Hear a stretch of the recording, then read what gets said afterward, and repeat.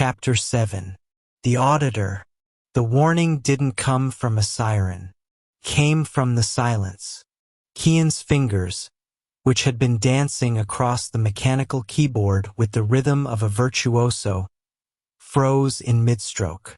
The hum of the servers, usually a deafening industrial roar, seemed to hitch, as if the electricity powering the facility had skipped a beat. "That's not right," Kian whispered. He tapped a single key.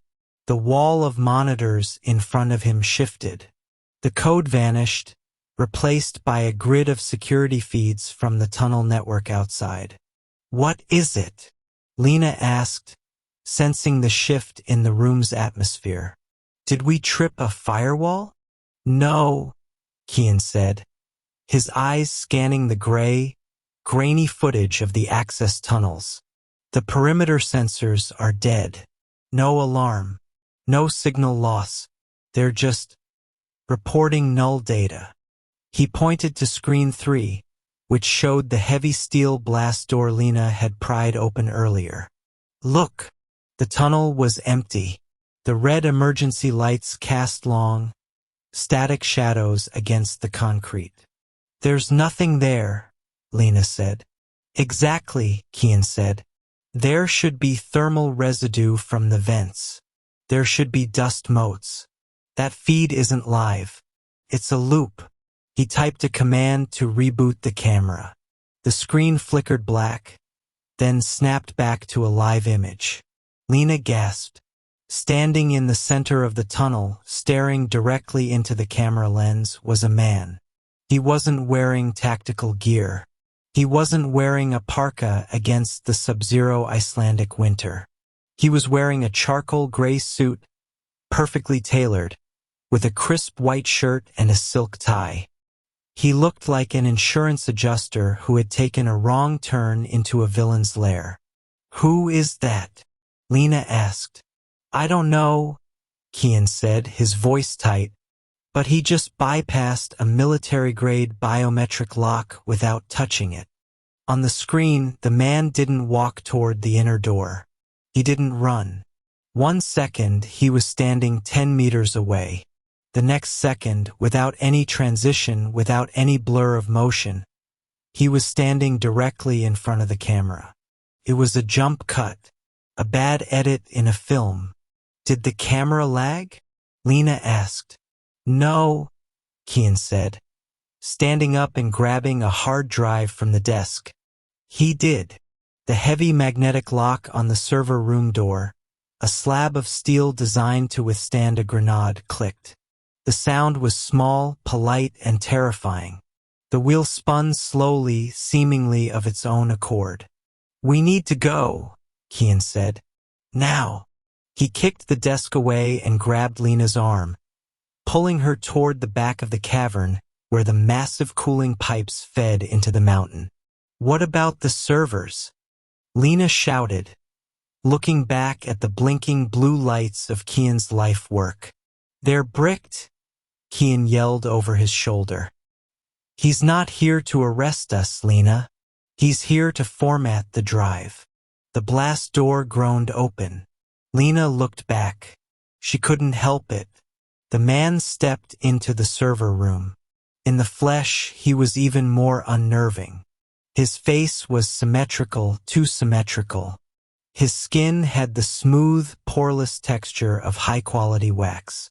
He scanned the room, his head turning with a mechanical smoothness. His eyes locked onto them. "Run!" Kian shouted, shoving Lena behind a rack of servers. They sprinted down the aisle, the cold air burning Lena's lungs. She heard footsteps behind them. Click, click, click. The sound of dress shoes on concrete. They were slow, deliberate. Lena glanced over her shoulder again. The man was at the entrance, 50 meters away. She blinked. When her eyes opened, he was 20 meters away. "He's teleporting," Lena screamed. "He's tunneling," Kian corrected, dragging her around a corner. "He's skipping the intervening space. Don't look at him." What? The observer effect, Kian yelled, frantically spinning the valve on a maintenance hatch. Quantum mechanics. A particle's position is only fixed when it's measured. If you don't look at him, the system doesn't have to render his trajectory. He just arrives. That's insane. That's the build. The hatch hissed open, revealing a dark, icy chute that smelled of sulfur. Kian shoved Lena inside. Go!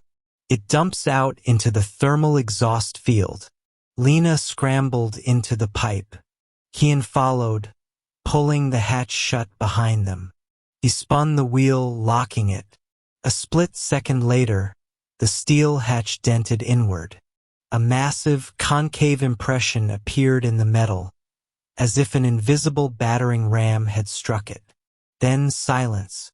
He stopped, Lena whispered, her voice echoing in the metal tube.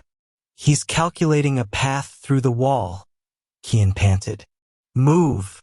They shimmied down the pipe, sliding on the slick, frozen condensation. 50 feet down, the pipe widened and ended abruptly, dumping them out onto a slope of black volcanic rock. The cold hit Lena like a hammer.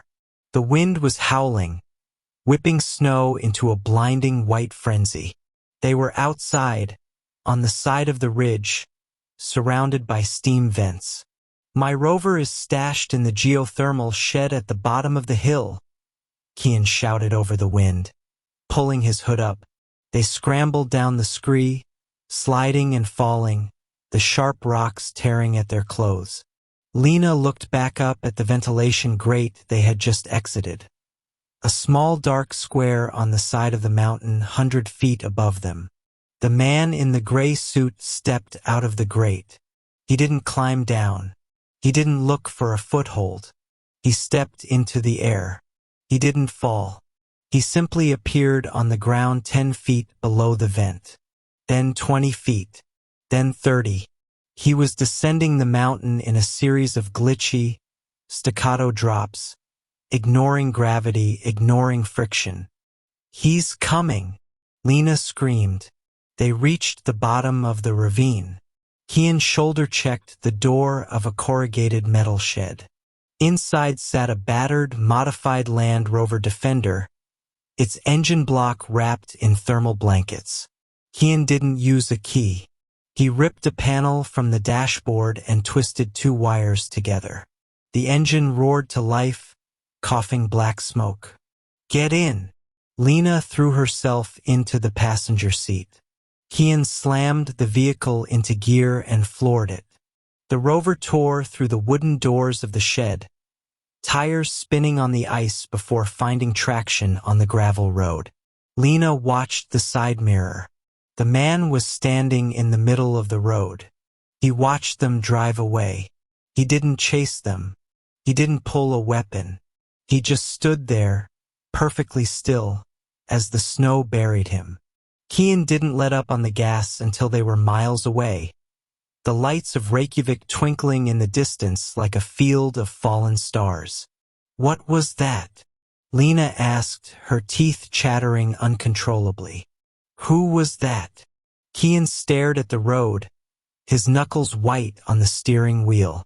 That wasn't a who, Lena, he said grimly. That was a what? He looked human.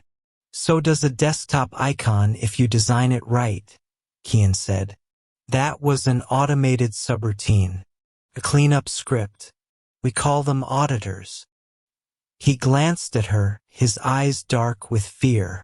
And if the system sent an auditor, he said, it means we aren't just a glitch anymore. We're a virus.